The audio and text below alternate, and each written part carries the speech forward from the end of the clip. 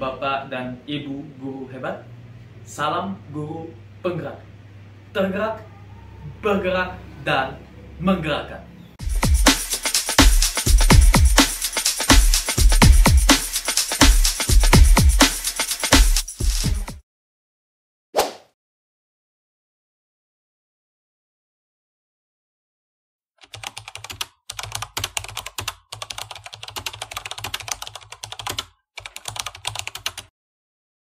Berdasarkan materi yang saya pelajari pada modul 3.2 ini, maka menurut saya pemimpin pembelajaran dalam pengelolaan sumber daya merupakan sebuah pemimpin yang dapat mengelola ekosistem sekolah dengan memanfaatkan segala potensi yang ada pada unsur biotik dan abiotik melalui paradigma pendekatan berbasis aset serta pengembangan komunitas berbasis aset terhadap modal-modal aset yang ada.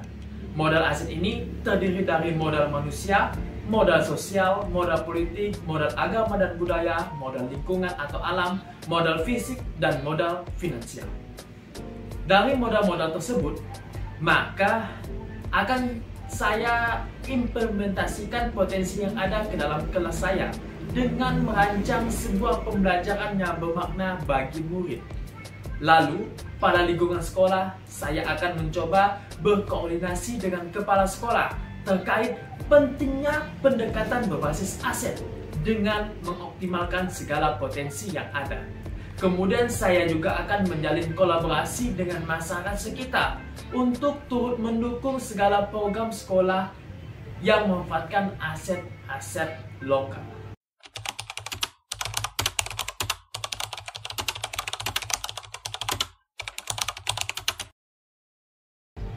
Sebagai pemimpin pembelajaran, seorang guru hendaknya dapat mengelola sumber daya yang ada secara efektif, sehingga memiliki dampak terlaksananya suatu pembelajaran yang berpihak pada murid.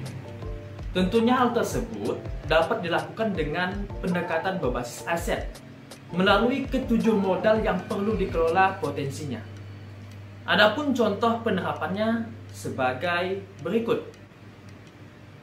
Untuk modal manusia, seorang guru hendaknya dapat saling berkolaborasi dengan guru yang lain, sehingga dapat membimbing murid kreatif dan inovatif dalam menumbuhkan potensi yang ada pada diri mereka.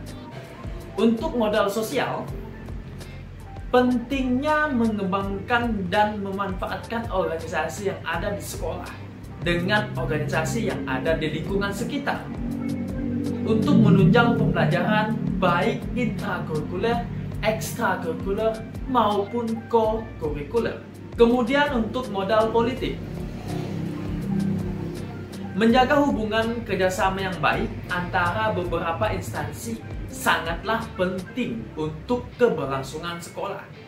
Hal ini nantinya juga dapat mendukung dalam pengembangan beberapa potensi yang ada pada lingkungan sekolah.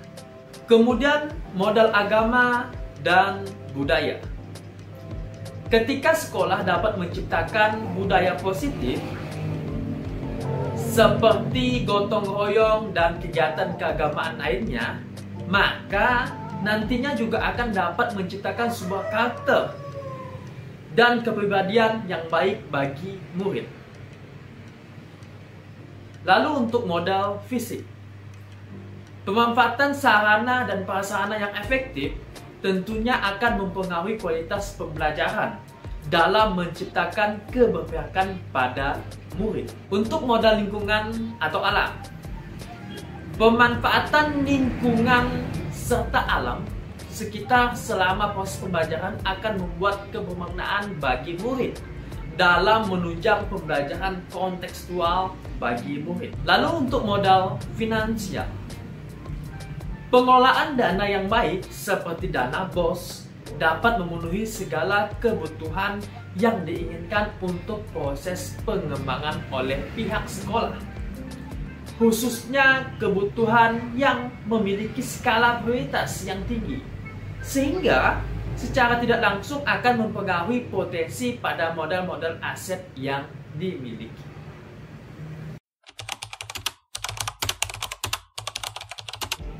Jika dikaitkan dengan modul 1.1 tentang pemikiran filosofis Ki Hajar Dewantara, maka dengan pengelolaan sumber daya yang baik, secara tidak langsung akan mendukung proses pembelajaran dalam menuntun segala kodrat yang ada pada murid. Jika dikaitkan dengan modul 1.2 tentang nilai dan peran guru penggerak, maka untuk menjadi seorang pemimpin yang mampu mengelola sumber daya yang ada, hendaknya juga dibarengi dengan kelima nilai dan peran guru penggerak, agar potensi yang ada benar-benar dimanfaatkan sesuai dengan analisis kebutuhan yang ada. Jika dikaitkan dengan modul 1.3 tentang visi guru penggerak, maka dalam memanfaatkan aset yang ada perlu dirumuskan ke dalam sebuah visi agar segala potensi yang ada memiliki arah dengan beberapa target yang diinginkan. Selain itu juga, pendekatan berbasis aset ini sejalan dengan paradigma inquiry apresiatif, di mana sama-sama berfokus kepada hal yang positif. Jika dikaitkan dengan modul 1.4 tentang budaya positif, maka pastinya tujuan akhir dari pemikiran berbasis aset ini dapat menciptakan sebuah budaya yang terus berkelanjutan di lingkungan sekolah kita. Harapannya, ekosistem sekolah kita dapat saling mendukung dan berkesinambungan antara unsur biotik dan abiotik.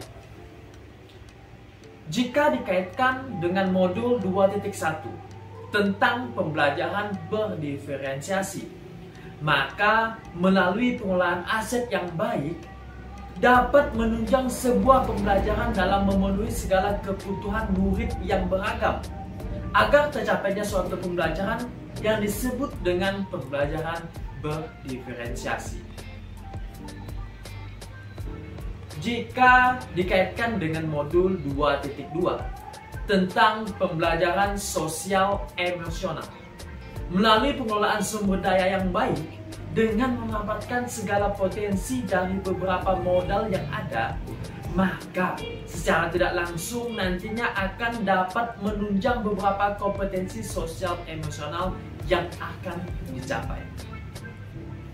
Jika dikaitkan dengan modul 2.3 tentang coaching untuk supervisi akademik, maka tentunya dengan pemanfaatan aset yang ada dapat menunjang sebuah pembelajaran dalam memenuhi segala kodrat yang dimiliki oleh murid, sehingga nantinya ini dapat meningkatkan kualitas akademik sekolah kita.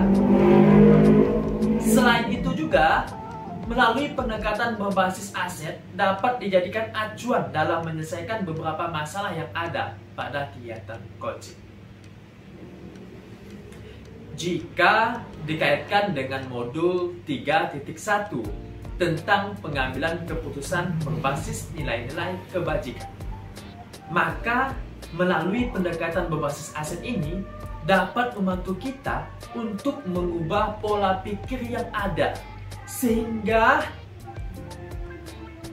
kita dalam menentukan sebuah keputusan yang bijaksana dalam menghadapi beberapa permasalahan itu dapat menghasilkan sebuah pemikiran dan dapat melalui beberapa pembahasan berupa rujukan moral maupun dilema etika.